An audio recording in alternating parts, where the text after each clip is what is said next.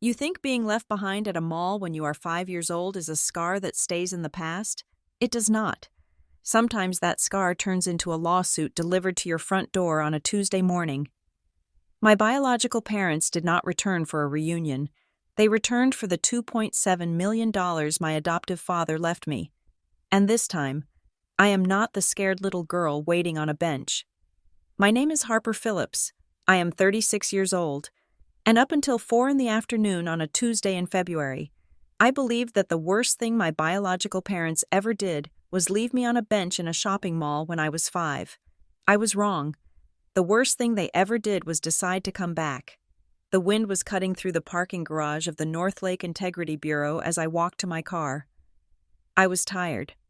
My eyes burned from 8 hours of staring at spreadsheets and hunting for inconsistencies in corporate compliance reports. I unlocked my sedan, tossing my bag into the passenger seat, and that was when I saw him. A man in a beige windbreaker was leaning against a concrete pillar, watching me with the bored patience of someone who does this for a living. He did not look like a threat. He looked like an errand boy. "Are you Harper Phillips?" he asked. He did not wait for an answer. He knew who I was. I nodded, my hand freezing on the door handle.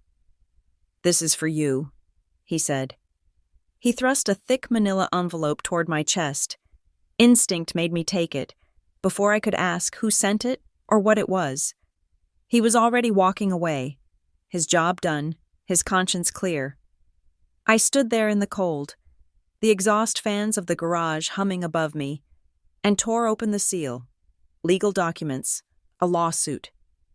I scanned the header, and the world seemed to tilt on its axis.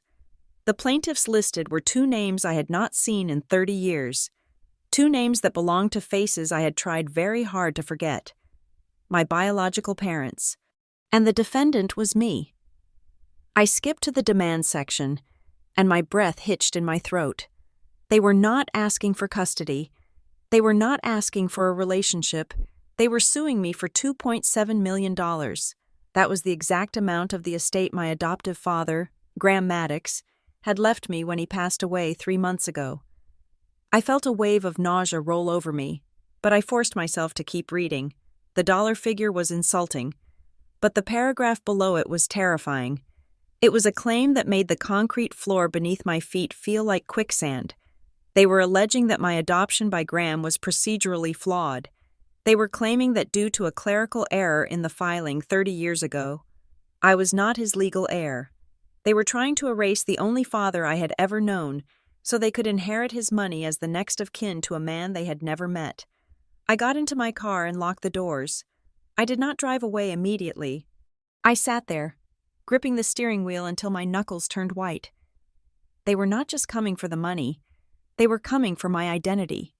They wanted to strip me of the life Graham Maddox gave me and turn me back into the abandoned girl at the mall, just so they could cash a check. By the time I made it to my small apartment, the shock had begun to curdle into a cold, hard knot in my stomach. I threw the envelope on the kitchen island and opened my laptop.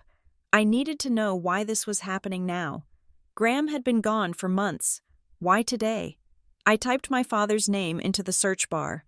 The answer was right there at the top of the local news feed, dated 3 days ago. Secret millionaire. Local janitor leaves fortune to adopted daughter. I stared at the screen. Graham had lived a quiet life. He drove a 10-year-old truck. He fixed his own plumbing. No one, not even I, knew he had invested so wisely over 40 years. But probate records are public, and in a slow news week, a janitor leaving nearly $3 million is a clickbait headline. My biological parents had not been looking for me. They had been looking for a payday, and the algorithm had delivered one right to their feed. I grabbed my phone and dialed a number I had not used in 2 years. It rang twice before he picked up. Dylan Ward. The voice on the other end said, "Dylan, it is Harper." I said, "I need you to open a secure line. I am sending you a PDF." Dylan was an estate and civil litigation attorney. I had helped him untangle a complex fraud case involving a falsified deed years ago when I was starting out as an investigator. He owed me a favor, but more importantly, He was the kind of lawyer who hated bullies. I heard the rapid clicking of his keyboard as he opened the file I scanned over. The line was silent for a long time. I could hear him breathing, reading the same hateful words I had just absorbed in the parking garage. "Harper," Dylan said, his voice dropping an octave. "This is ugly. Can they do this?" I asked. "Can they actually undo 30 years of illegal adoption because of a paperwork technicality?" "Anything can be litigated." "Harper," Dylan said, "but that is not what this is. This is a shakedown. They are not betting on the law. They are betting on the optics. They know you work in compliance. They know you value your privacy. They are betting that you are more afraid of a public scandal than you are of losing the money. They think you will write them a check just to make them go away." I looked across the room to the mantel above my fireplace. There was only one photo there. It was of Graham and me on the day I graduated college. He was wearing his best suit, which was slightly too large for him, and he had that soft, salt and pepper hair and the kindest smile I had ever seen. He had his arm around my shoulder, looking at me like I was the greatest treasure he had ever found. He had saved that money dollar by dollar. He had skipped vacations. He had packed his lunch every single day for 40 years. He had done it so I would be safe, so I would never have to stand in a mall and wonder if anyone was coming back for me. And now, the people who had walked away were trying to steal his sacrifice. "I am not settling. Dylan," I said. My voice surprised me. It was steady. It was cold. "This is going to get dirty," Dylan warned. "If we fight this, they will drag everything out. The abandonment, the foster care. They will paint themselves as victims of a broken system and you as the ungrateful daughter stealing their second chance. Let them try," I said. I hung up the phone and walked over to the photo of Graham. I picked up the frame, running my thumb over the glass. I remembered the last thing he said to me in the hospice ward, his voice barely a whisper as the machines beeped in the background. He had squeezed my hand with a strength he should not have had. "Harper," he had said, "do not let them make you their story." At the time, I thought he meant the world at large. I thought he meant I should define myself. But standing there in my dim living room, with the lawsuit sitting on my counter like a loaded gun, I realized he meant them. He knew. Somehow, he knew they would come. I set the photo back down. "I am not paying them a cent," I whispered to the empty room. "I am not paying the people who threw me away. They wanted a fight. They wanted to drag me into the mud and scare me into submission. They thought they were suing a scared little girl who just wanted her parents back. But they were about to discover that the girl they left behind had grown up into a woman who investigated liars for a living. I was not just going to win this lawsuit. I was going to tear their story apart, piece by piece, until the whole world saw them for exactly what they were."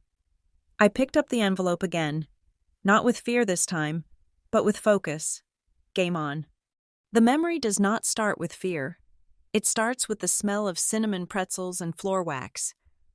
I was 5 years old, and the world was measured in the height of display tables and the width of the gap between my sneakers and the floor. The bench was made of hard, varnished wood slats that bit into the back of my legs. It was situated right outside a toy store, the kind with bright primary colors and a train set moving in an endless loop in the window. My mother had placed me there like a parcel she intended to mail, but had forgotten the postage for. "Wait here," she had said. Her voice was not angry. It was not sad. It was flat, like a piece of paper with nothing written on it. "Just wait here. I will be back in a minute." I nodded. I was a good girl. I knew how to stay put. I had a small, stuffed dog with one ear chewed off clutched in my left hand. Its fur was matted and gray, but it smelled like laundry detergent and dust, and that was the smell of home. I squeezed it until my knuckles turned white. I started counting. That was my trick. If I counted high enough, the bad things would not happen. I counted the people walking past. One person in a blue coat, 2 people holding hands, 3 teenagers laughing too loud. The mall was a river of noise and movement. Everyone was going somewhere. Everyone was tethered to someone else. Children held their mothers' hands. Husbands carried shopping bags for wives. Teenagers moved in packs. I was the only thing that was not moving. I was a stone in the middle of a rushing stream. I reached 100, then 200. My legs started to itch, but I did not slide off the bench. I was afraid that if I moved even an inch, she would come back, see the empty bench, and leave again. So I sat frozen, a statue of a child, watching the automatic doors at the entrance slide open and shut. Open and shut. A woman in a red vest with a store logo on it walked past, then stopped. She frowned, looking around the empty space near me. She stepped closer. "Where is your mommy?" "Sweetie?" she asked. Panic flared in my chest. Hot and sharp, I knew, with the instinct of an animal that senses a trap, that I was not supposed to talk to strangers. But more than that, I knew I was not supposed to be a problem. If I was a problem, my mother would be mad. "She is coming back," I said. My voice sounded small, swallowed by the hum of the air conditioning. "She is just around the corner." The woman hesitated. She looked at her watch. Then she looked at me again. "Okay," she said slowly. "You stay right there." I did not need to be told. I was rooted to the spot. 10 minutes later, I saw them. From my bench, I had a clear line of sight through the glass exit doors to the parking lot. It was raining lightly, a gray drizzle that made the asphalt look like oil. I saw our car. It was a rusted sedan with a dent in the rear bumper. I saw my father get into the driver's side. I saw my mother get into the passenger side. I waited for the door to open again. I waited for her to run back in, breathless, waving at me to come on. But the doors stayed shut. The reverse lights flared white. The car backed out of the space. I did not cry. My brain could not process the concept of abandonment. The word was too big, too heavy for a 5-year-old mind. Instead, I felt a physical sensation. It felt like my stomach had simply vanished, leaving a cold, hollow space where my insides used to be. I watched the car turn left and drive toward the exit ramp. They did not speed away. They did not drive erratically. They drove with the casual pace of people who had finished their errands and were going home to watch television. They drove away as if I had never been in the back seat at all. The woman in the red vest came back 5 minutes later. This time, she did not ask where my mother was. She looked at my face, pale and staring at the glass doors, and she knew. She called a security guard. He was a tall man with a radio that squawked static. He took my hand. His palm was dry and rough. "Come with me." "Little one," he said. I went. I did not fight. I did not scream. I walked with the mechanical obedience of a soldier who has lost the war. They took me to a small office behind the food court. It smelled of stale coffee and photocopier toner. They sat me in a chair that was too big for me. My feet dangled inches above the gray carpet. Someone put a juice box in front of me. Someone else put a package of peanut butter crackers on the desk. "Eat," they said. I could not eat. The hollow space in my stomach was filled with a hard lump of fear. People came in and out, police officers with heavy belts, a woman with a clipboard who spoke in a soft, sad voice. They asked me questions. "What is your full name?" "Harper," I whispered. "Harper what?" "I do not know." "Where do you live?" "The blue house." "Do you know your phone number?" I shook my head. I stared at the juice box. I wanted to disappear. I wanted to melt into the chair and become part of the furniture so they would stop looking at me with those pitying eyes. Pity was worse than anger. Pity meant something was broken that could not be fixed. Time stretched and warped. The fluorescent lights buzzed like angry flies. I put my head down on the desk, burying my face in the neck of my stuffed dog. I closed my eyes and pretended I was asleep. Then the door opened, and the room went quiet. I lifted my head. A man was standing in the doorway. He was not a police officer. He was not a social worker. He was wearing a gray work uniform with a name patch stitched over the pocket, but I could not read it. He had salt and pepper hair and deep lines around his eyes. He was holding a mop bucket, but he had left it in the hall. He did not walk in and crowd me like the others. He did not loom over me. He stood near the door, waiting. He looked at the police officer, then at the social worker, and then, finally, at me. He walked over slowly and knelt down. He did not sit in a chair. He knelt on the hard floor so that his face was exactly level with mine.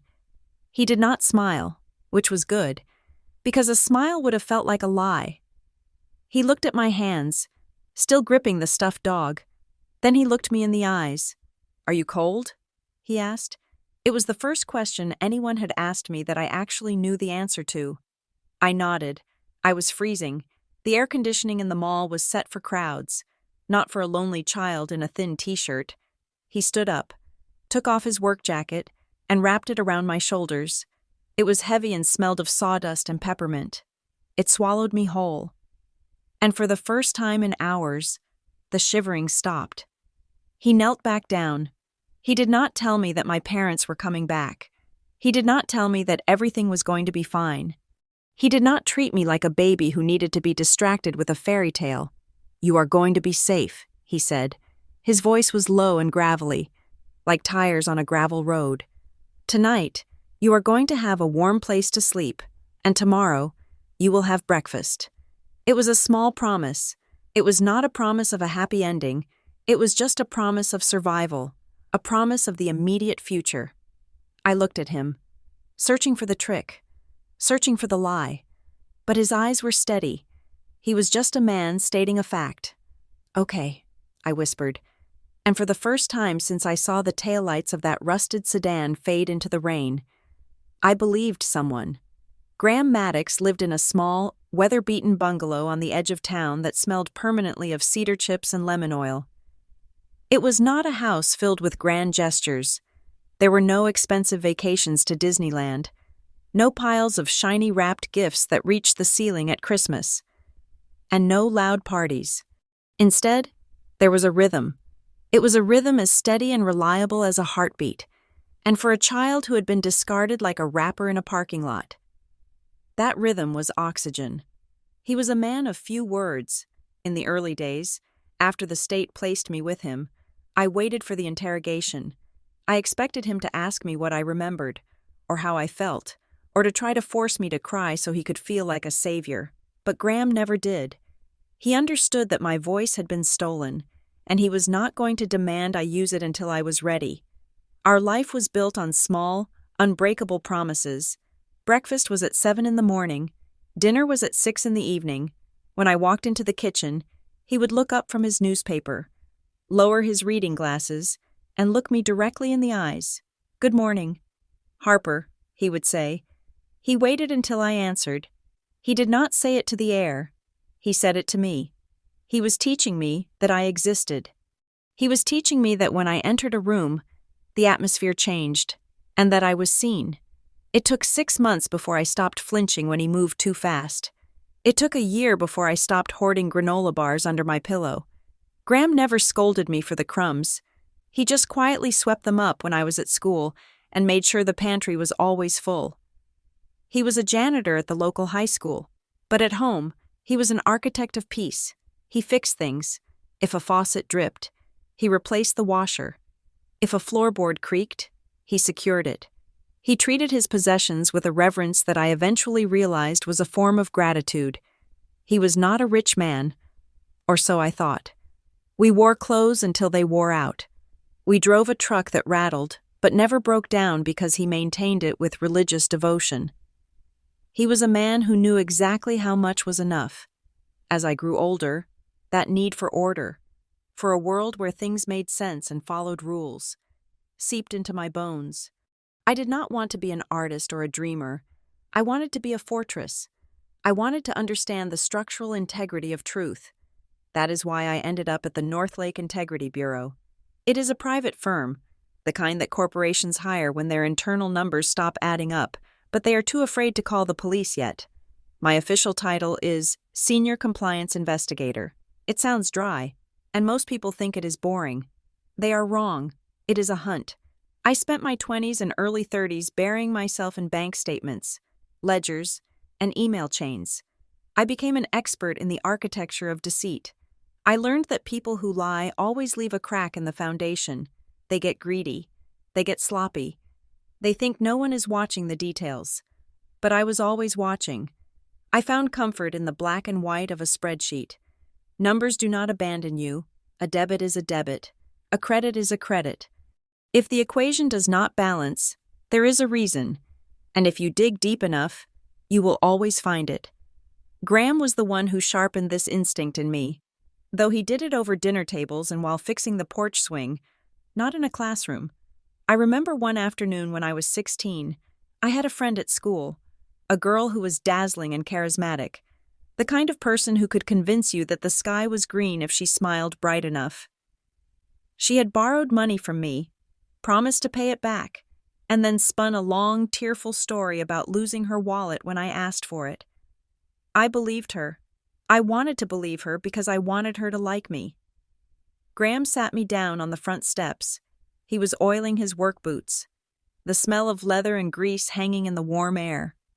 "Harper," he said, not looking up from his work, "listen to the story, but watch the hands." "What does that mean?" I asked. He set the boot down and looked at me. His eyes were gray and serious. "If someone wants to manipulate you, they will attack your heart first.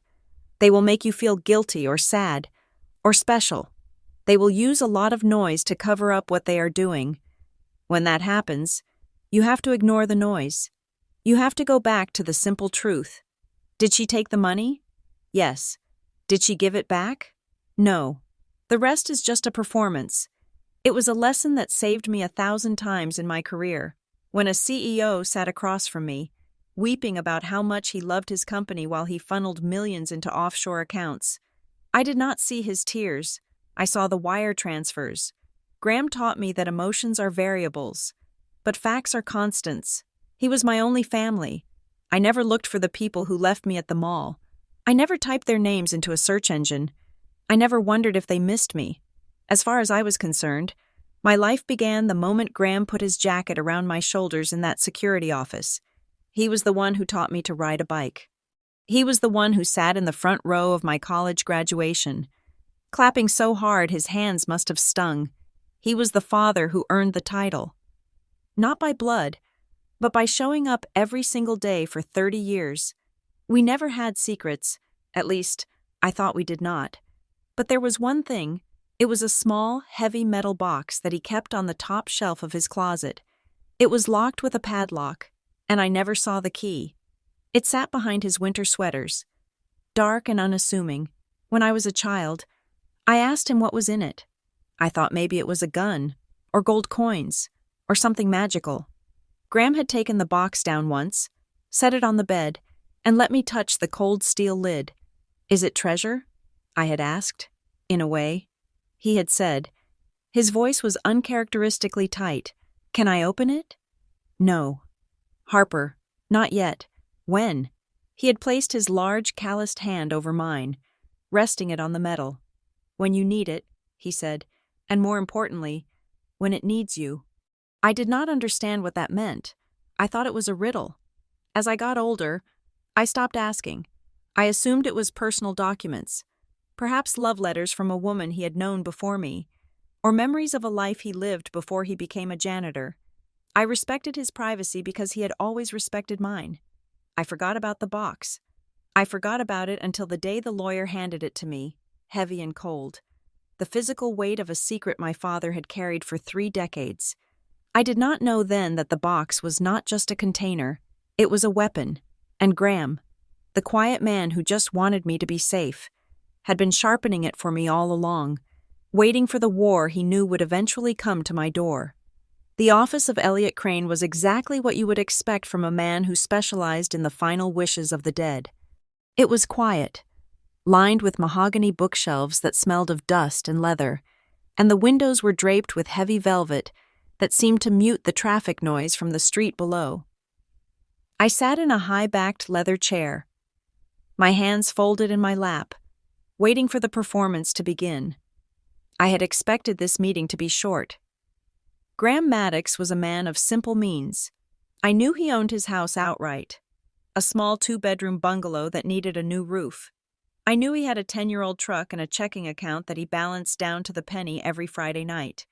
I assumed I was there to sign some papers transferring the deed to the house and perhaps receive a few $1,000s in savings to cover the funeral costs. Elliot Crane, A man with a face like crumpled parchment and eyes that had seen too much family drama to be surprised by anything, adjusted his spectacles. He opened a thick file folder on his desk. The sound of the paper sliding against the wood was the only noise in the room. "Harper," Elliot began, his voice dry and professional. "Your father was a meticulous man. In my 40 years of practice, I have rarely seen an estate so well organized." I nodded. That sounded like Graham. "He left specific instructions for the distribution of his assets." Elliot continued. "He wanted to ensure that the bulk of his estate was transferred to you in a trust, protected from immediate taxation as much as the law allows." I frowned. Estate? Trust? Those were words used for people who owned yachts, not people who owned mop buckets. "Elliot," I said, "I think there might be a misunderstanding. Graham was a custodian. We lived on a budget. I know he had a life insurance policy, but—" Elliot raised a hand, stopping me. "There is no misunderstanding. Harper, Graham was indeed a custodian, but he was also an aggressive investor. He started buying blue-chip stocks in 1985. He reinvested every single dividend. He lived on 40% of his income and invested the rest. He never touched the principal. Not once." He slid a piece of paper across the desk. It was a summary of accounts. I looked at the number at the bottom of the page. I blinked, sure that my eyes were playing tricks on me in the dim light. I looked again. The number remained the same, $2,742,000 and change. I felt the air leave the room. My hands, resting on the armrests of the chair, went numb. This was not possible. I remembered the nights we ate grilled cheese sandwiches because meat was too expensive. I remembered him patching his work boots with duct tape because he said new ones were a waste of money. "He did this for you," Elliot said softly. Seeing the look on my face, "He told me once that he wanted to build a wall around you, a wall made of money so high that no one could ever make you feel small again." I sat there, staring at the figure. $2.7 million. It was not just money, it was time. It was 40 years of skipped lunches, of mended clothes, of denying himself every small pleasure so that the girl he found in a mall security office would never have to be afraid of the future. The rest of the meeting passed in a blur of legal jargon: beneficiaries, executors, probate, and that was the word that ruined everything. Probate. I did not realize it at the moment, but in the state where we lived, a will becomes a public record once it is filed for probate. Anyone can walk into the courthouse and request a copy. Anyone can see who died, how much they left, and who got it. Graham had spent his life being invisible. He was the man who cleaned the hallways, the man you walked past without seeing, but death and money have a way of turning the invisible into a spectacle. 3 days after the meeting with Elliot, the story broke. A local reporter, bored and looking for a feel-good human interest piece, found the filing. The headline ran on the Sunday front page: "The janitor millionaire, local school custodian, leaves secret fortune to adopted daughter." It was meant to be heartwarming. It was meant to be a story about the American dream and the power of compound interest. But to me, it felt like a violation. Journalists camped out on my front lawn. People I had not spoken to in high school sent me friend requests on social media. My quiet life, the life Graham and I had built so carefully, was suddenly dissected for public consumption. I called Dylan Ward immediately. This was before the lawsuit, before the process server in the parking garage. This was the moment the blood hit the water. "Dylan," I said, pacing my living room with the blinds drawn, "how do I make this stop? I do not want this attention. You cannot stop it." "Harper," Dylan said. His voice was grim. "The cat is out of the bag. And you need to be careful. When a number like $2.7 million gets printed in the paper, it does not just attract well-wishers, it attracts predators. If anyone from your past has debt, or a grudge, or just a lack of moral compass, they are going to look at you and see a walking lottery ticket. I thought he was being paranoid. I thought he was just being a lawyer. I did not know then that he was a prophet. I remembered Graham's voice in my head. Do not let them make you their story. He knew. He must have known that the money would bring the sharks. He had prepared the financial defense, but he had left the emotional defense up to me. A week later, I went back to Elliot Crane's office to sign the final transfer documents. The media storm had quieted down slightly, but I still felt exposed, like I was walking around without skin. Elliot signed the last page and closed the folder. Then, he reached into the drawer of his desk and pulled out a heavy object. It was the metal box, the same box Graham had kept in his closet, the same box I had touched when I was a child. It was dark gray steel, battered at the corners, with a heavy padlock securing the lid. "He wanted you to have this," Elliot said. "He brought it to me a month before he passed. He made me promise to keep it in my safe until the will was read and the assets were transferred." He handed me a small envelope. Inside was a small brass key. "What is in it?" I asked. Elliot shook his head. "I do not know. He told me it was personal."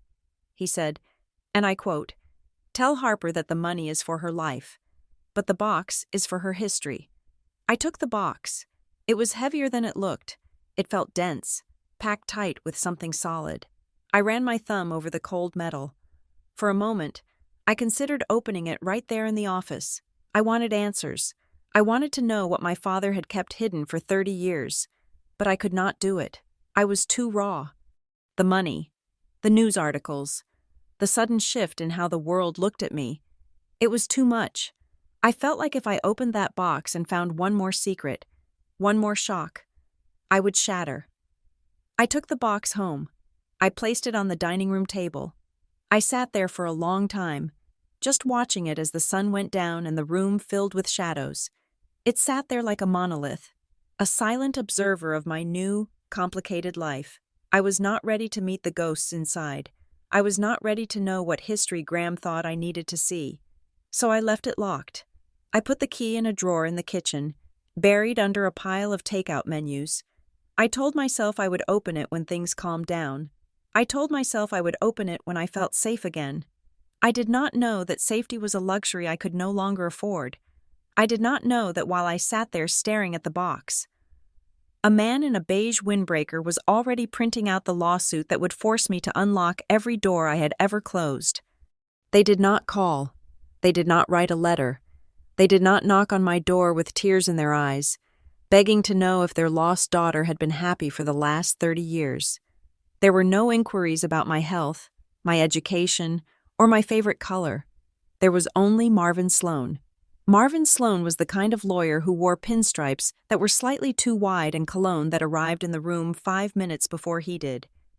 He was a specialist in what he called reputational management, which was a polite way of saying he knew how to strangle people with headlines until they paid him to let go.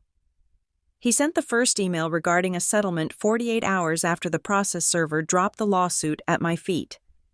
The subject line was innocuous, regarding Phillips versus Maddox estate resolution. The content was anything but. It was a masterclass in gaslighting. In the attached narrative, my biological parents, names I still struggle to say aloud, Richard and Linda, painted a picture of tragic heroism. According to Sloan, they had not abandoned me. They had been separated from me in a moment of chaotic panic. They claimed I had wandered off while they were paying for a pretzel. They claimed they had spent hours screaming my name, running through the mall corridors, tearing apart clothing racks in a frantic search. They claimed that when they finally found a security guard, they were told I had already been taken by Child Protective Services, a corrupt system that snatched their baby before they even had a chance to explain. It was a beautiful story. It had pathos. It had villains. It had victims. It was also a complete fabrication. I sat in Dylan Ward's office, the settlement offer printed out on the desk between us. The fluorescent lights hummed overhead, a sound that usually annoyed me but today felt grounding. "They want $1 million, Dylan said, tapping the paper. "In exchange, they will drop the suit, sign a non-disclosure agreement, and disappear. They are calling it a reunification fee, but let us be honest, it is hush money." I looked at the number, $1 million.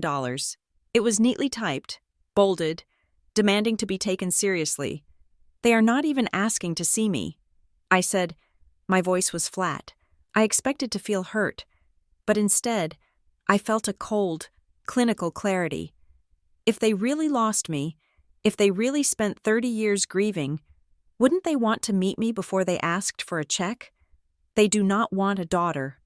Harper, Dylan said. He leaned forward, his elbows on the desk. They want a payout. They are treating you like a winning lottery ticket they lost in the laundry and just found again. Marvin Sloan knows that a trial is expensive and public. He is betting that you are a private person. He thinks you will pay a third of your inheritance just to keep your face off the 6 o'clock news. I picked up the document. The narrative gnawed at me. They ran to security immediately. That was the line that stuck in my throat. I remembered the bench. I remembered counting to 300. I remembered the silence of the mall security office, how the guard had time to give me juice and crackers before anyone even asked who I was. I am not settling. I said. Dylan nodded, a grim smile touching his lips. Good, because if you pay them, they will never leave. You pay a blackmailer once, and you have just hired them for life. I went home that night, but I did not sleep. The compliance investigator in me had woken up. I was done being the victim in their screenplay. I sat at my kitchen table, my laptop screen glowing in the dark, and logged into the state's public records archive. I started with the police report from that day, 30 years ago. It took me 2 hours to find it. It was scanned poorly, a grainy PDF of a typewritten report filed by the responding officer. I read through the dry bureaucratic language. Subject found unaccompanied near north entrance at 1400 hours.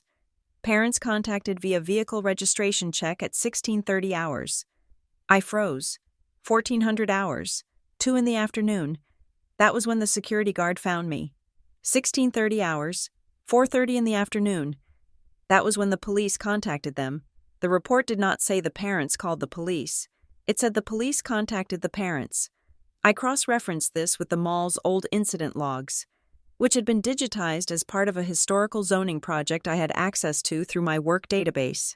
The security log for that day had a single entry for a lost child. 14:15. Female child brought to office, no guardian present. PA announcement made, no response. 1500. Police notified. I stared at the screen. The timeline was lethal to their story. If they had been running around screaming my name, why did they not hear the PA announcement? If they had rushed to security, why did the police have to run their license plate to find them 2.5 hours later? They did not search for me. They waited until the police called them, and even then, they had likely been miles away. My phone buzzed on the table, startling me. I looked at the screen. It was a text message from a number I did not recognize. The area code was local, but it was a burner number, the kind used by telemarketers or people who did not want to be traced. I opened the message. Do not believe them. They have been rehearsing this story for 30 years. They practiced the tears in the mirror. I stared at the words. The hair on the back of my neck stood up. Who was this? A neighbor? A former friend? Someone who knew them intimately enough to know their script?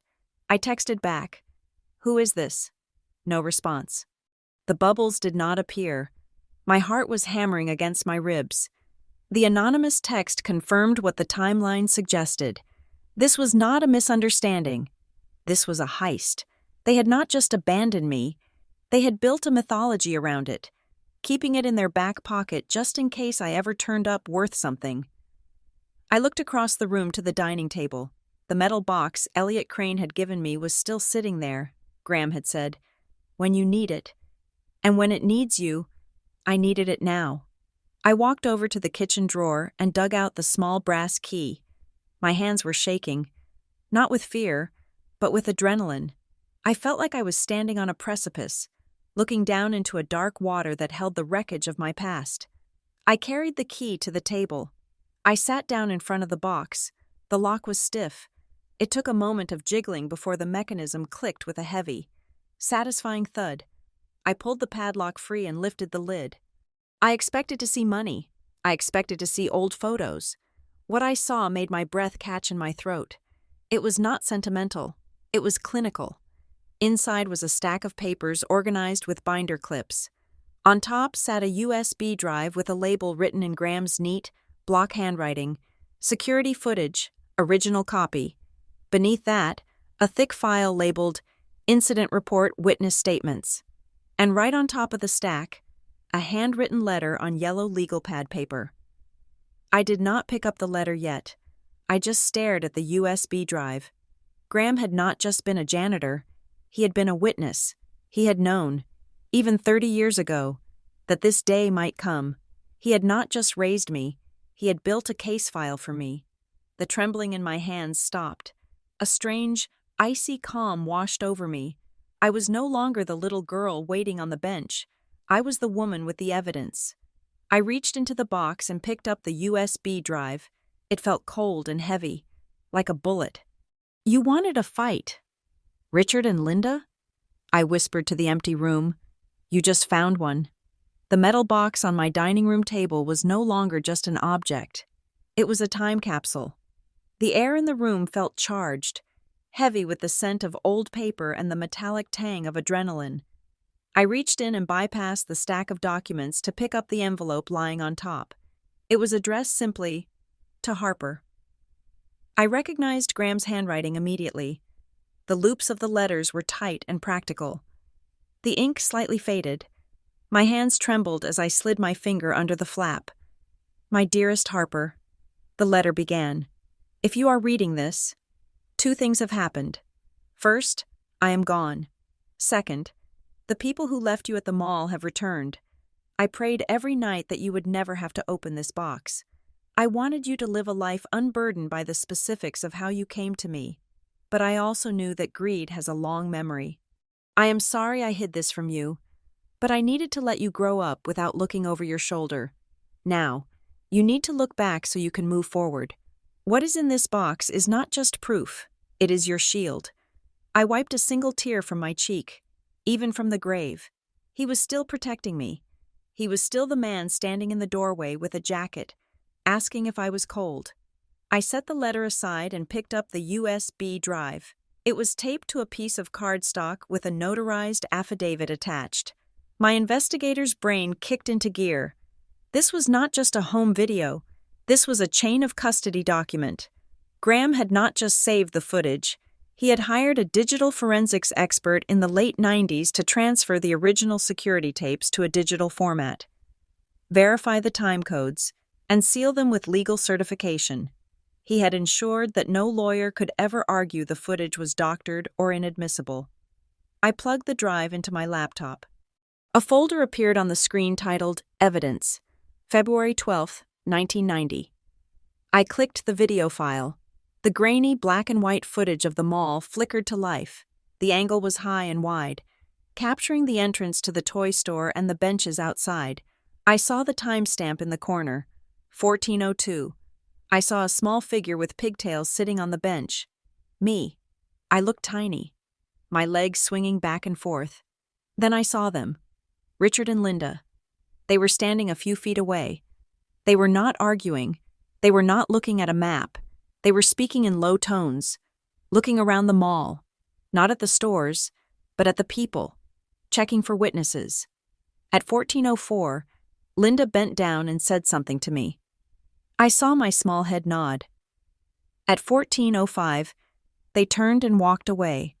This was the moment that mattered. This was the moment their lawsuit claimed was a frantic, chaotic separation. But on the screen, there was no chaos. They did not rush. They did not look back.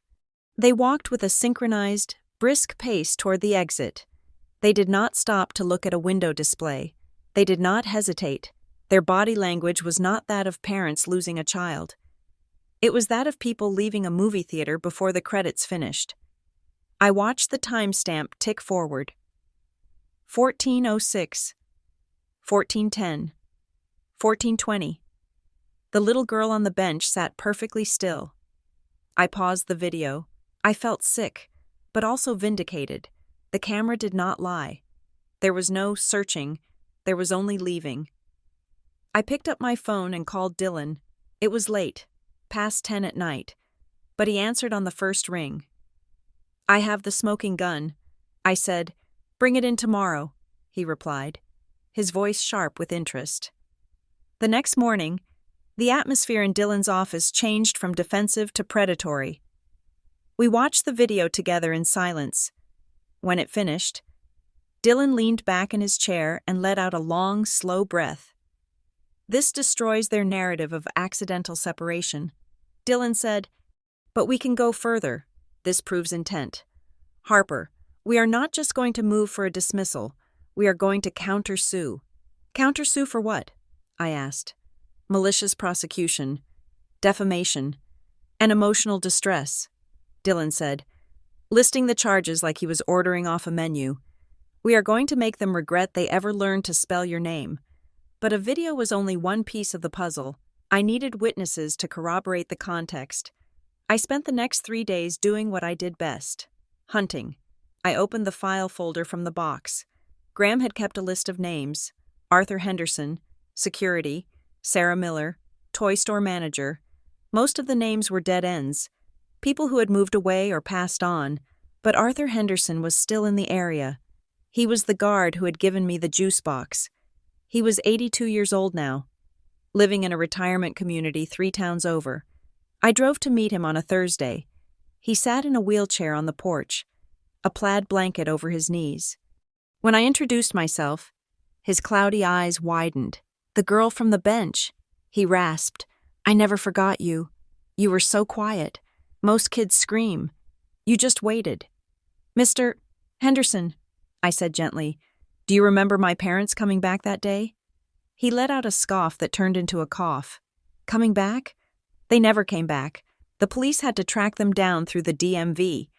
When the officers finally got them on the phone, they acted surprised. But it was bad acting. I was a cop for 20 years before I worked security. I know a lie when I hear it. They asked about liability before they asked about you." I recorded his statement on my phone. With his permission, it was damning. But the final nail in the coffin came from the documents in the box itself. That night, back in my apartment, I was organizing the papers Graham had saved. There were bank records, copies of the adoption decree, and correspondence with the state social workers. But at the very bottom of the stack, I found a single sheet of yellow legal paper. It was a timeline Graham had drawn out by hand. It tracked the months following my adoption. March 1990. Adoption finalized. April 1990.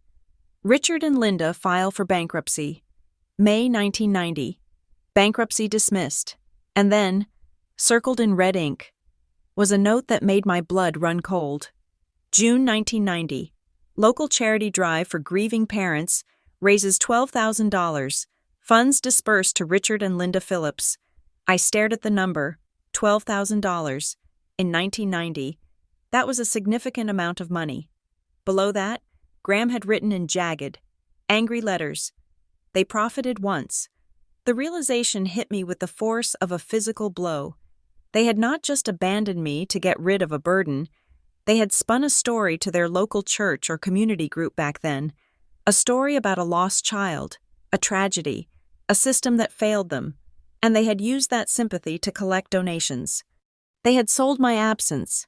The lawsuit for $2.7 million was not a new idea. It was just a sequel. They had monetized my loss 30 years ago to pay off their debts. And now that I was worth more, they were back to cash in on the investment. It was not desperation. It was a business model.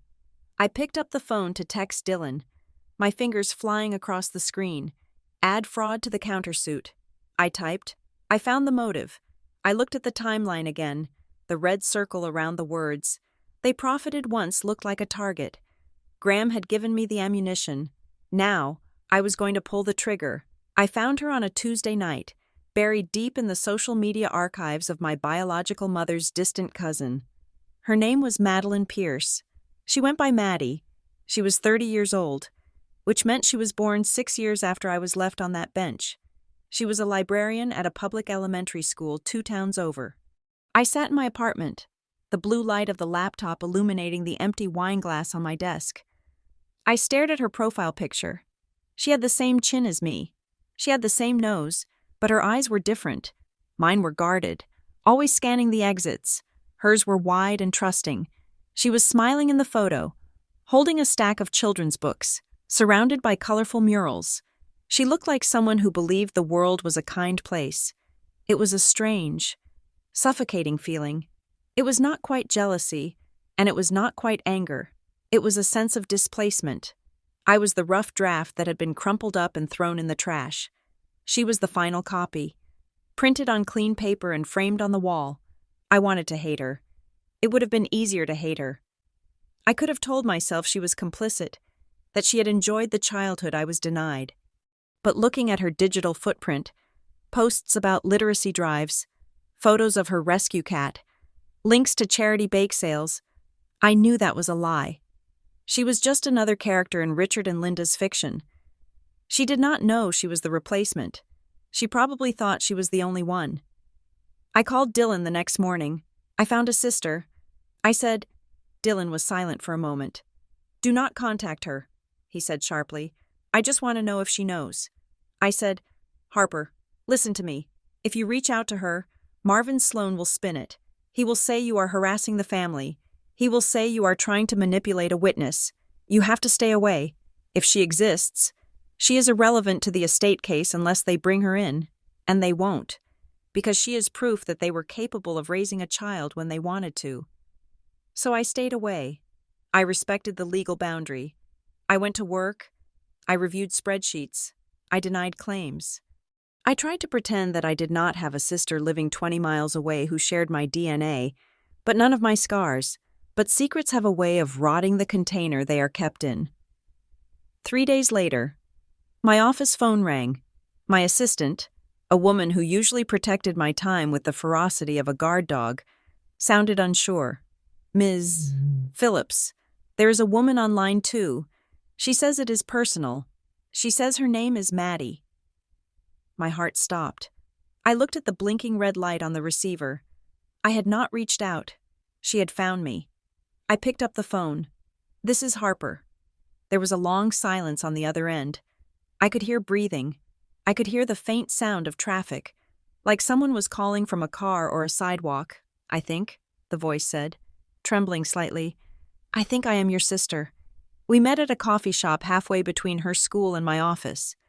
It was a neutral ground, a place of beige walls and generic jazz music where no one would pay attention to two women who looked like strangers trying to be friends.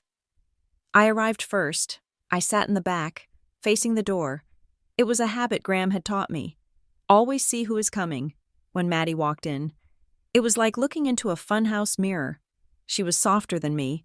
Her hair was looser. She wore a cardigan that looked comfortable. Not armored, but the walk was the same. The way she held her purse was the same. She saw me and stopped. Her eyes widened. The resemblance was undeniable. We were variations on a theme. She sat down across from me. She did not order a drink. She just placed her hands on the table, clasping them tight to stop them from shaking. I did not know, she said. Her voice was quiet. I did not know you existed until 3 days ago. I nodded. I believe you. She looked down at her hands. They told me I had a sister once. They said she was stolen. They said she was kidnapped from a mall when she was 5. I grew up terrified of malls. I used to hold my mom's hand so tight my fingers turned blue because I thought the bad men were going to take me too. I felt a surge of Kenkan anger. They had not just lied to me, they had terrorized her with a ghost story. What changed? I asked. I went to their house for dinner on Sunday. Maddie said, I was in the kitchen. They were in the living room. They did not know I could hear them. Dad was talking about the lawsuit. He was laughing. He said, 2.7 million is worth a little bad press. And Mom said, it is about time she paid us back for the labor. Maddie looked up at me, and her eyes were filled with tears. They were not talking about a lost child. Harper. They were talking about an investment. They did not sound sad. They sounded hungry. She took a breath, steadying herself. So I went to the library. I looked up the old newspapers on microfiche. I wanted to see the report about the kidnapping. I wanted to see the police sketch of the abductor. But there wasn't one. All I found were reports of a child found abandoned. A child left on a bench. She reached into her large tote bag. I confronted them. She said, I asked them why the newspapers said you were abandoned. They told me the papers got it wrong. They told me I was being disloyal. They told me that if I loved them, I would stay out of it. She pulled out a rectangular object wrapped in a plastic grocery bag. But I remembered something. I remembered this album they kept on the high shelf in the den. They never let me touch it. They said it was fragile. When they went to bed last night, I took it. She slid the object across the table. It was a photo album, the kind with the sticky magnetic pages and the clear plastic overlays that yellow with age. I opened it. The first few pages were standard. Wedding photos, a young Richard and Linda smiling in 1983. A picture of a new car. Then, there were pages that were empty. But they were not just empty. They had been surgically altered. I ran my fingers over the cardboard. There were jagged edges near the binding. Photos had been ripped out, not carefully removed, but torn away with violence. There were remnants of glossy paper stuck to the adhesive. "There are 4 years missing," Maddie whispered. "Between their wedding and when I was born, there are whole pages ripped out." I turned the page, another tear, and another. "They did not just leave you, Harper," Maddie said, her voice breaking. "They erased you. They tore you out of the history so they could start over with me." I looked at the jagged remains of the photos. I imagined them sitting there, 30 years ago, possibly the night after they left me, ripping my face out of their lives so they wouldn't have to look at what they had done. It was a level of coldness that I had not prepared for. Abandonment was passive. This was active destruction. But then, I turned to the very back of the album. There was one photo left.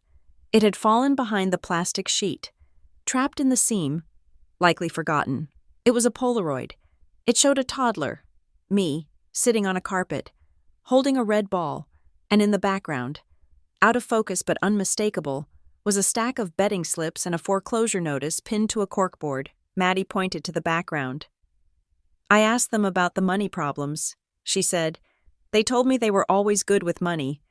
But that notice that is a foreclosure," she looked me in the eyes. "They did not lose you because they were careless. Harper, they got rid of you because you were expensive. And then they had me when the finances got better." I closed the album. I felt a strange sense of calm. The anger was gone, replaced by a steely resolve. "Thank you for bringing this," I said.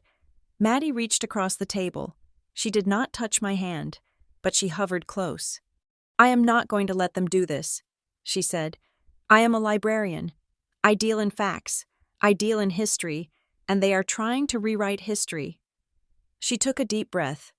"I am willing to testify," she said. I looked at her. I saw the fear in her eyes, the fear of losing the only parents she had ever known, the fear of blowing up her own life. But I also saw the integrity. She was Graham's kind of people. She believed in the truth. "Are you sure?" I asked. "Once you do this, there is no going back. They will never forgive you." Maddie looked down at the torn pages of the album. "They ripped you out to make room for me," she said. "I am not going to let them use me to bury you again." She pushed the album toward me. "Keep it," she said. "It belongs to you. It is the only childhood they left you." I watched her walk out of the coffee shop. She walked a little straighter than when she came in. I sat there for a long time, my hand resting on the battered album, knowing that the dynamic of the war had just shifted. They had numbers, they had a lawyer, they had a sob story, but I had the one thing they never accounted for.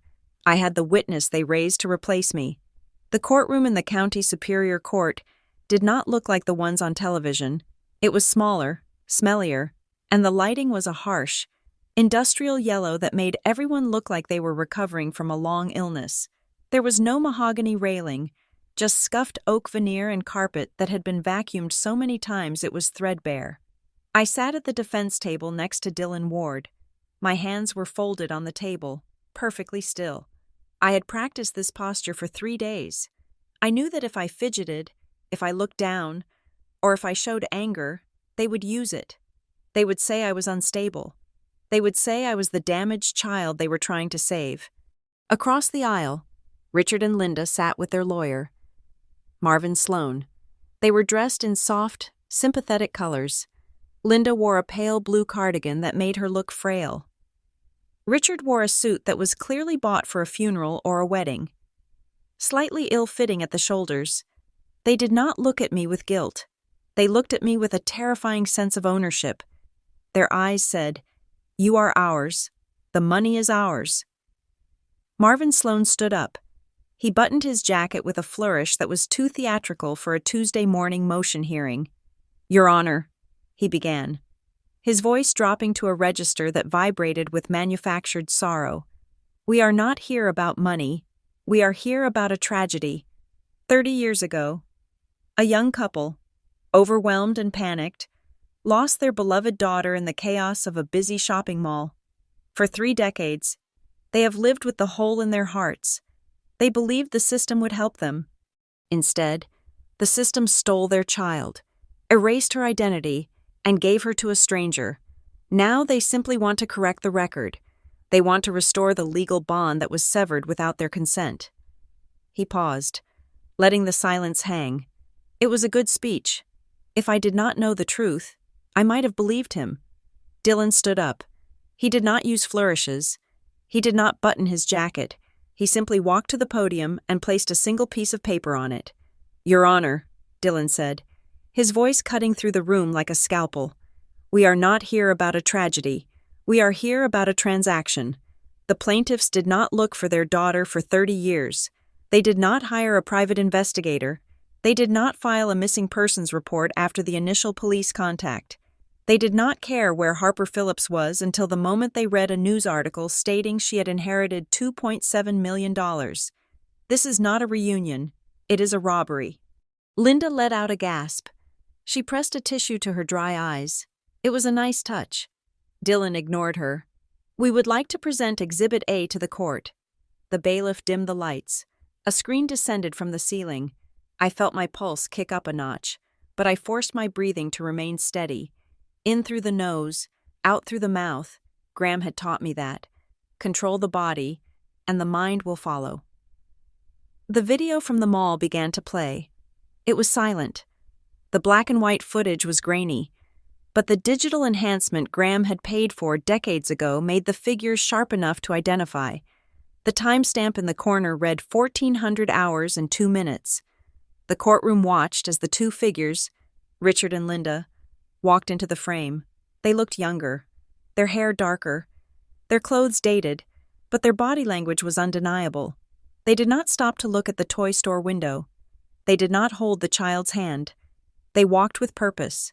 Then, they stopped. Linda bent down. She spoke to the small child on the bench. She pointed to the store. The child nodded, and then they walked away. The silence in the courtroom was different now. It was not respectful. It was heavy. Dylan paused the video at 1,400 hours and 5 minutes. "Please note the pace," Dylan said. "They do not look back. They do not hesitate. They do not stop at the pretzel stand 3 feet away. They walk directly to the exit." He fast-forwarded the video. 1,400 hours and 10 minutes. 1,400 hours and 20 minutes. The child was still there, alone. Sloan stood up. "Objection. This footage lacks context. We do not know what was said. We do not know their state of mind. They were panicked. Overruled," the judge said. Leaning forward, her eyes were fixed on the screen. Dylan called our first witness, Arthur Henderson. The doors opened, and Arthur wheeled himself in. He looked older than he had when I visited him, but his jaw was set like granite. He took the oath. His voice was raspy, but it carried to the back of the room. "Mr. Henderson," Dylan asked, "you were the security officer on duty that day. Can you describe the demeanor of the parents when the police finally contacted them?" Arthur adjusted his glasses. They were annoyed. He said, "Annoyed?" Dylan repeated. "Yes. They were not crying. They were not screaming. When the officer got them on the phone, the father asked if he was going to be charged with anything. He did not ask if the girl was okay. He asked if he was in trouble." Sloan jumped up. "Hearsay. The witness cannot know what was said on the other end of a phone line. I heard the officer's side of it." Arthur shot back, looking directly at Sloan. "And I saw them when they came in to sign the release forms the next day. They looked like people who had been caught speeding, not people who had lost a kid. That was not a lost child. Sir, that was a child who was left behind on purpose. Richard shifted in his seat. The arrogance was slipping. He whispered something to Sloane, his face reddening. Sloane looked flushed. He knew the emotional narrative was dead. The video and the old man had killed it. He needed a lifeboat. Your Honor, Sloane said, his voice rising in pitch, regardless of the events of that day, the law is clear. The adoption papers filed by Graham Maddox contain a procedural error. The consent forms from the biological parents were never properly notarized because they were never present to sign them. The state granted custody based on abandonment. But if we can prove the abandonment was a misunderstanding, the adoption is void. The estate belongs to the next of kin. And legally, that is my client's. It was a desperate pivot. He was trying to turn a moral failure into a clerical loophole. He was trying to say that because they ran away so fast they forgot to sign the giveaway papers. They still owned me. Dylan did not look worried. He looked like a man who had been holding a royal flush since the first hand was dealt. Actually, Your Honor, Dylan said, we anticipated this argument, or rather, the deceased did. He reached into his briefcase. He pulled out a thick envelope. It was the letter from the metal box. We would like to enter into evidence Exhibit G. This is a handwritten letter from Graham Maddox, dated 3 days after the adoption was finalized, and notarized by his attorney, Elliot Crane, who is present in this courtroom today. Sloane frowned. What is this? Dylan handed the document to the bailiff, who handed it to the judge. The judge put on her reading glasses, read the highlighted paragraph. Please, Dylan said. The judge cleared her throat. She read aloud, her voice echoing in the sterile room. I, Graham Maddox, am fully aware that Richard and Linda Phillips may one day return. They did not sign the surrender papers because they fled the jurisdiction. However, I have been advised by counsel that their flight constitutes a de facto surrender of rights. I am recording this statement to affirm that I have offered to pay for their legal counsel to contest this adoption now. In 1990, they have declined. They have chosen to disappear. If they return, let this letter serve as proof that their absence was a choice, not an error. The room went dead silent. Graham had not just adopted me. He had offered to fight them fairly 30 years ago, and they had run away. He had offered them a chance to be parents, and they had declined. Dylan turned to Richard and Linda. They did not lose her, Dylan said, his voice low and dangerous. They rejected her, and they only came back when the price of that rejection went up to $2.7 million. I looked at my biological parents. The mask was gone. Linda was no longer the grieving mother. She looked like a cornered animal. Richard looked at the table, refusing to meet anyone's eyes. They were not parents. They were actors who had forgotten their lines. The judge looked up from the letter. She looked at Richard and Linda with an expression that was not judicial neutrality. It was pure, unadulterated disgust. Mr. Sloane, the judge said. Her voice was ice. I suggest you take a very long recess to explain to your clients the definition of perjury and fraud, because from where I am sitting, this does not look like a probate case anymore. It looks like a crime scene. I let out a breath I felt like I had been holding for 30 years. My hands, still folded on the table, unclenched. I looked at the empty chair next to me. Graham was not there, but in that moment, I could feel the weight of his hand on my shoulder, heavy and warm and safe. He had won. He had built the house, locked the door, and left me the key to keep the wolves out. The courtroom air had shifted from stale to electric. The video footage had cracked the foundation of their story. But Dylan Ward was not interested in cracks. He wanted a demolition. He called our next witness, a forensic accountant named Dr. Aris Thorne. Dr. Thorne was a man who looked like he perceived the world in grids and columns. He adjusted the microphone and placed a thick binder on the witness stand. Dr. Thorne, Dylan said, walking to the center of the room, you have analyzed the plaintiff's financial records for the past 5 years. What did you find? Doctor? Thorne opened his binder. I found a pattern of aggressive leveraging followed by catastrophic default. He stated, "The plaintiffs have remortgaged their home 3 times in the last decade. They have maxed out 11 separate credit cards. As of February 1st of this year, they were 60 days past due on their primary mortgage and facing immediate foreclosure." "And when was this lawsuit filed?" Dylan asked. "February 3rd. Doctor," Thorne replied, 2 days after the final foreclosure notice was sent. Dylan turned to the jury box. Though this was a bench trial, the theatricality was for the judge. "So, to be clear, this lawsuit was filed not when they found their daughter, but when they lost their house." "Objection!" Marvin Sloan shouted, standing up so fast his chair scraped loudly against the floor. "Relevancy. My client's financial status does not negate their parental rights. It goes to motive." "Your Honor," Dylan said calmly, "it proves that Harper Phillips is not a daughter to them.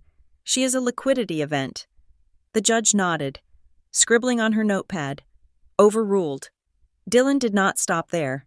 He pulled up a projection of emails obtained during the discovery phase. These were messages Richard and Linda had sent to each other in the days after the news broke about my inheritance. "Please read the highlighted section of Exhibit J Dylan requested." I watched the screen.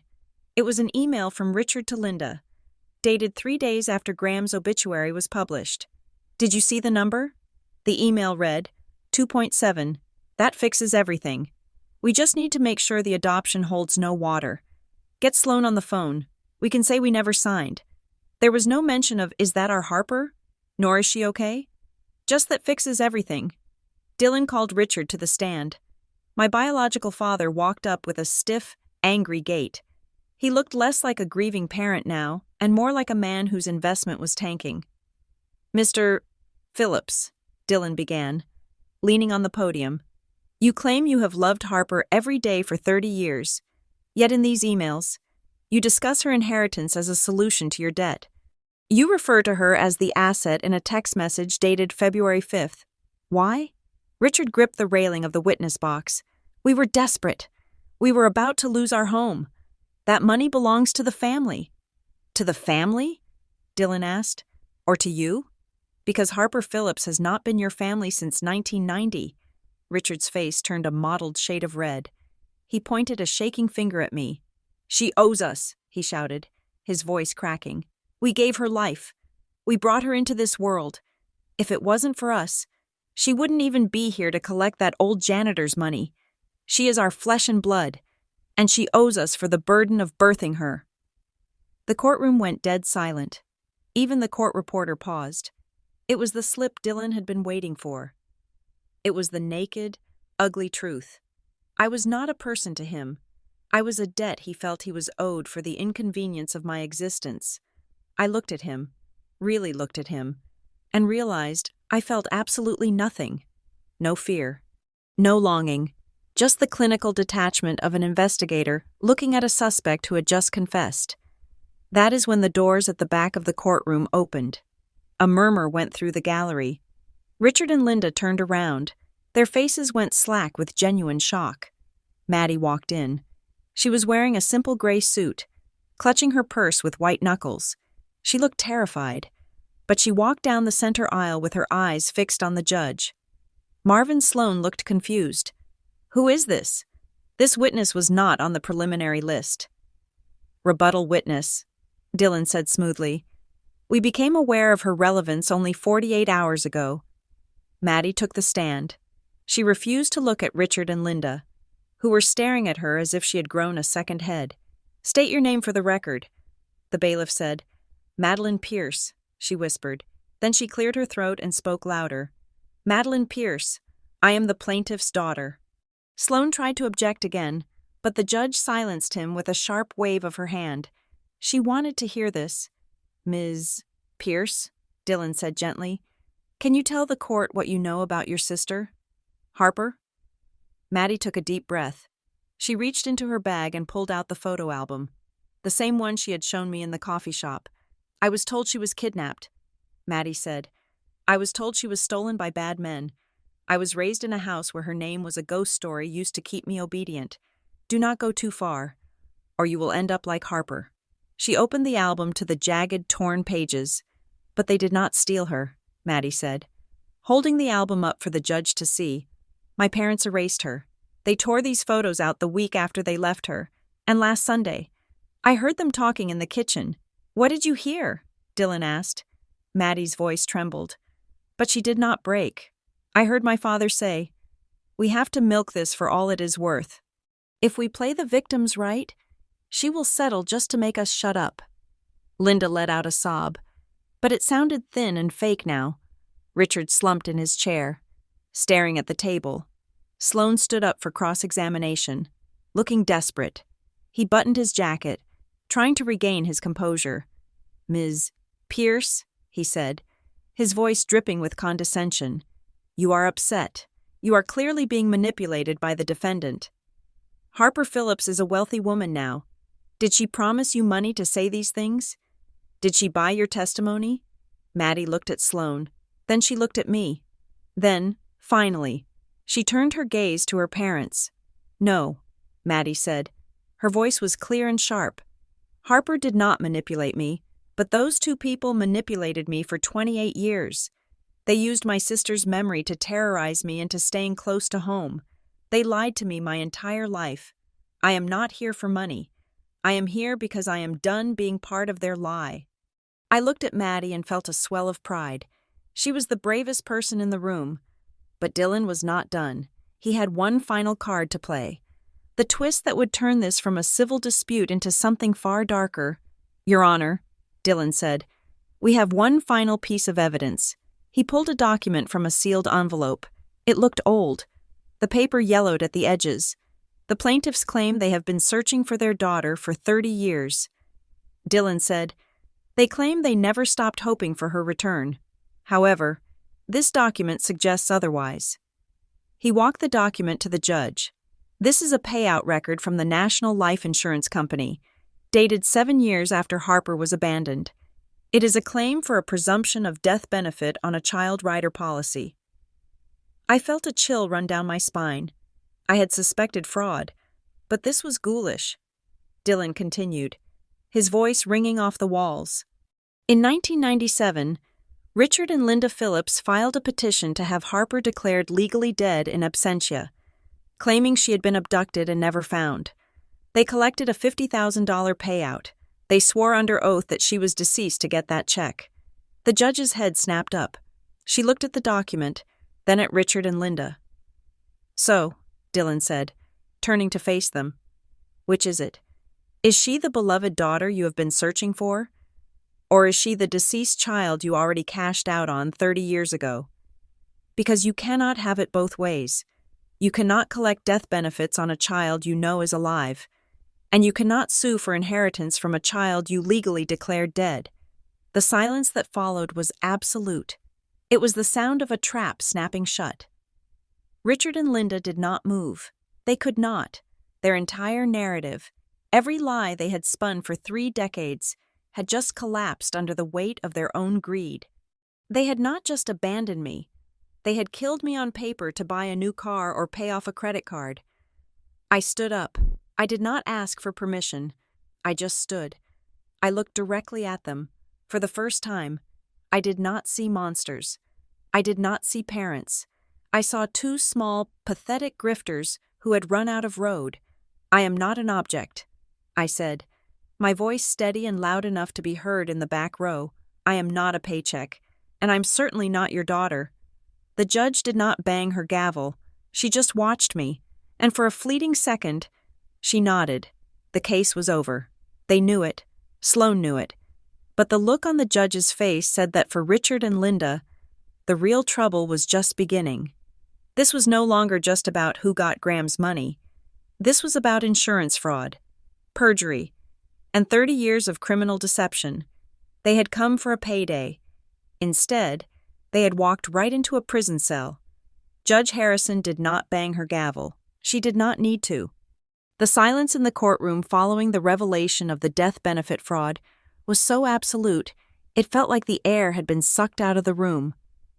She simply took off her reading glasses, folded them deliberately, and looked down at Richard and Linda Phillips.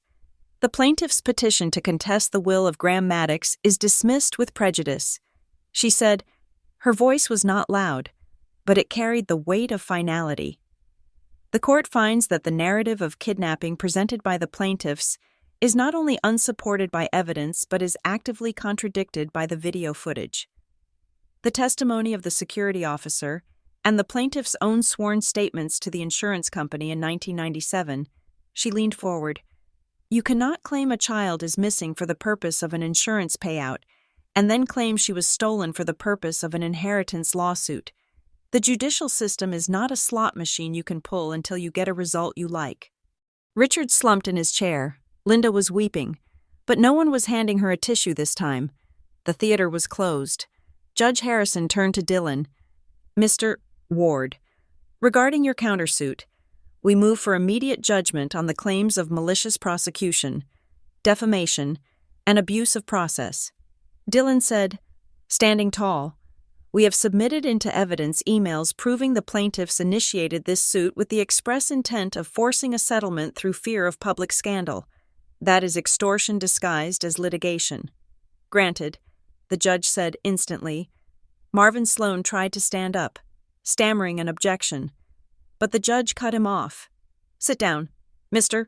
Sloan, unless you want to be sanctioned for bringing this frivolous action into my courtroom. She turned back to the plaintiffs.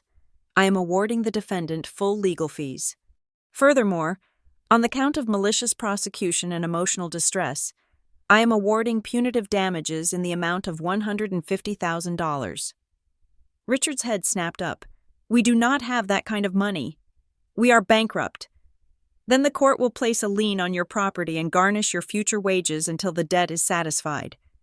The judge replied coldly, you came here seeking a fortune you did not earn. You are leaving with a debt you cannot pay. That is the judgment of this court. The gavel finally came down. It sounded like a gunshot. The walk out of the courthouse was a blur. Reporters were waiting at the bottom of the steps, their cameras flashing, shouting questions about the fraud, the insurance, the secret sister. I did not stop. I did not smile. I did not offer a soundbite. I just walked through them, Dylan at my side, and got into my car. As I drove away, I let out a breath that shuddered through my entire frame. It felt physical, like I was unbuckling a heavy backpack I'd been carrying since I was 5 years old and letting it drop to the asphalt. The weight was gone. The fear that they would come back. The fear that I was unwanted. The fear that I was a mistake. It was all left behind on the courthouse steps. I went straight to Graham's house. It was mine now, officially and legally. I sat at the kitchen table where we used to eat dinner. The metal box was there. I opened it one last time to retrieve the final envelope, the one Graham had marked, "Read when it is over." I opened the letter. My dearest Harper, if you are reading this, the noise is gone. The lawyers are gone. It is just you again. You will probably spend a long time wondering why they did this. You will think it was about the money. And you are right. They came for the money. But never forget what they lost. They lost the right to know you.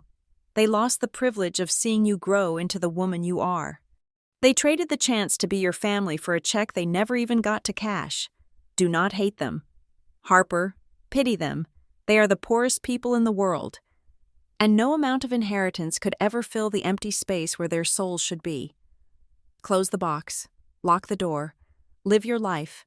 Love, Dad. I folded the letter and placed it back in the box.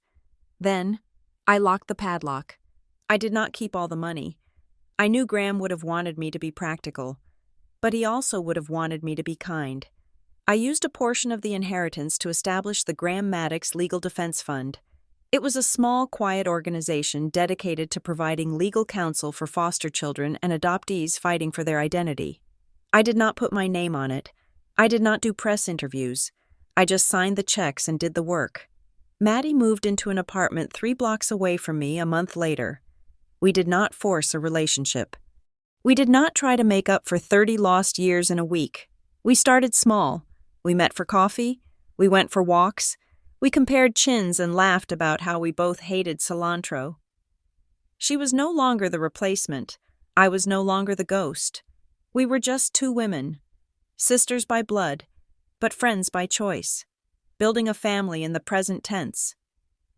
One evening, I sat on my porch, watching the sun go down over the neighborhood Graham had loved so much. The metal box was stored away in the attic now. I realized then that the real inheritance Graham had left me was not the $2.7 million. It was not the house. It was the box. It was the evidence. It was the proof that I was worth protecting. He had given me the truth, and he had taught me that truth is not just a concept. It is a hammer. It can be heavy, and it can be hard to swing. But when you bring it down, it drives the nail home. It does not just punish the wicked. It closes the door on the past so you can finally, truly, open the one to your future. I took a sip of my tea and smiled. The door was closed, and the house was warm. Thank you so much for listening to this story. I would love to know where you are tuning in from today. So please leave a comment down below and share your thoughts on Harper's journey. If you enjoyed this story, please make sure to subscribe to the channel Lily Revenge Stories, like this video, and give this video a like to help this story get heard by more people. Your support means the world to us.